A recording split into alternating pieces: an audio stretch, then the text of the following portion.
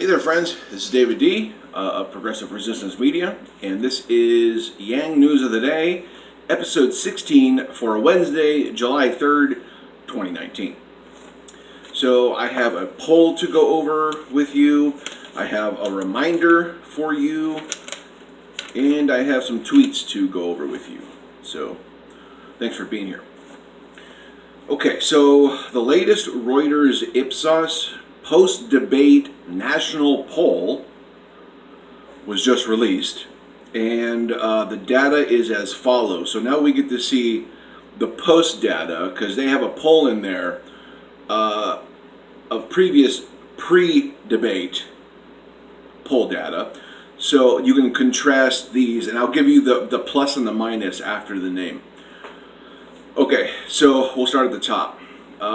Joe Biden, 22%. That's minus 8 points. That's good for us. Sanders, 16%. That's plus 1. So not much, but still, hey, a plus is a plus. Kamala Harris, 10%. That's plus 4. You know, she had a great debate. She won the debate, in my opinion. I mean, I don't want to say that, but I'm trying to be objective as possible. Okay, Elizabeth Warren, 9%. That's a plus 1.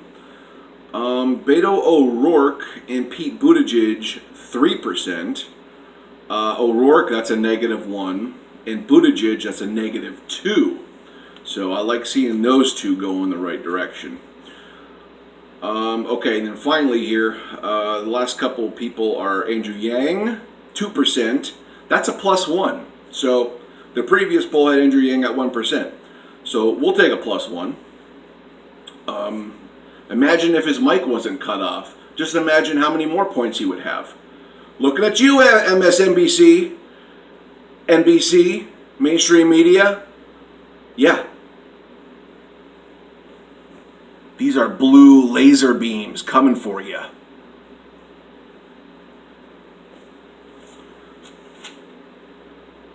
Okay, moving on.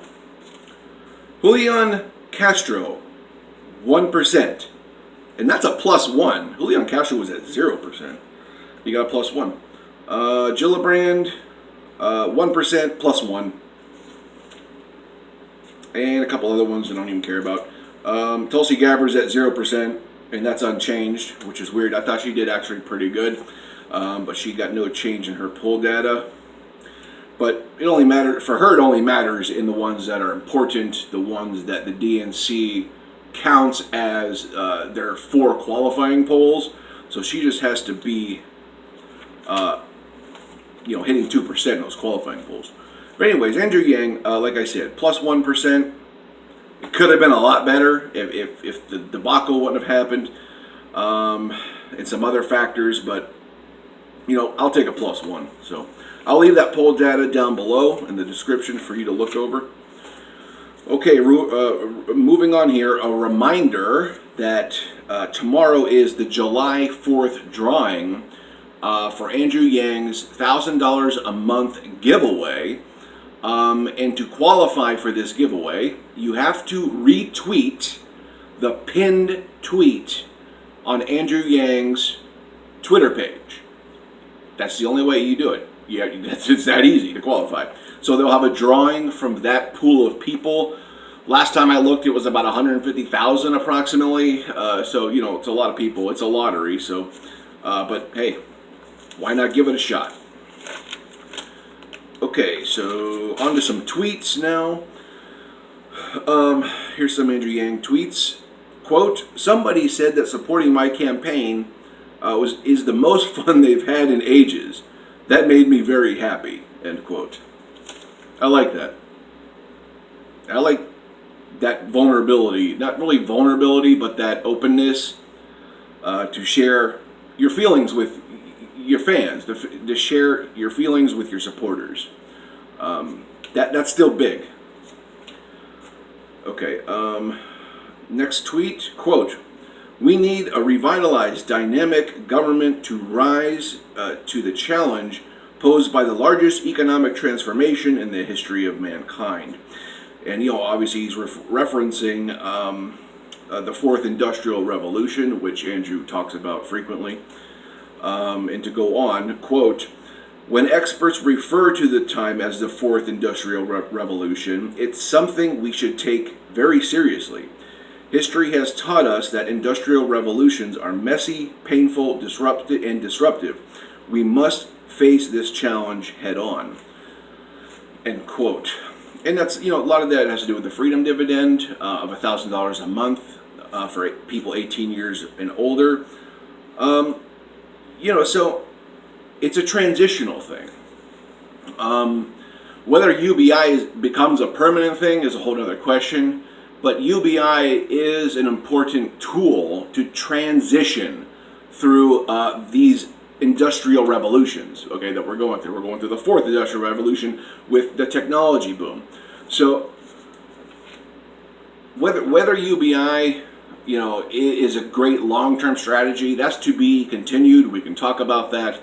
But in the very short term, it's a great idea for the millions of people who are going to be losing jobs, okay?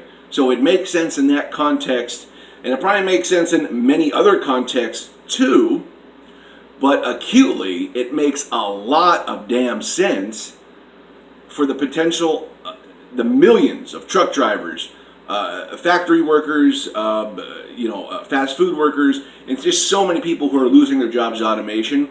It is a quick fix, and it's the right fix. And it's something we can transition out of if we want to. My personal belief is that we should have a guaranteed basic income, whether if it's $1,000 a month, $500 a month, whatever it is, there should be it there, because a lot of data says, I forget what it was, like 70-80% of Americans can't afford a $400 or $500 emergency, and it's just like that's a bad spot to be in for millions, tens of millions of Americans. So if we had a guaranteed income, I know Mike Gravel talks about a guaranteed income, Tulsi Gabbard talks about it, Bernie Sanders is for it, and obviously Andrew Yang's is probably the most known in the zeitgeist right now. But anyways, I'm going to move on. Okay, quote, this is another tweet. We've had over 1 million visits to our campaign website in the last 2 months. That seems like a lot, end quote. Yeah, it's a lot of visits. I would say about 100,000 are mine. Roughly 100,000, give or take 50,000. But that's good. He's getting a lot of pings on his website, so I know I've been on there a lot. And I'm still looking for the new quarter 3. He doesn't have the quarter 3 donation goal up yet. When he posts that, I'll post that here, and I'll let you know about that. But okay, I think that'll wrap up Yang News of the Day, episode 16 for Wednesday, July 3rd, 2019. Have a wonderful day. I'll talk to you soon. Like, share, and subscribe, and click the bell.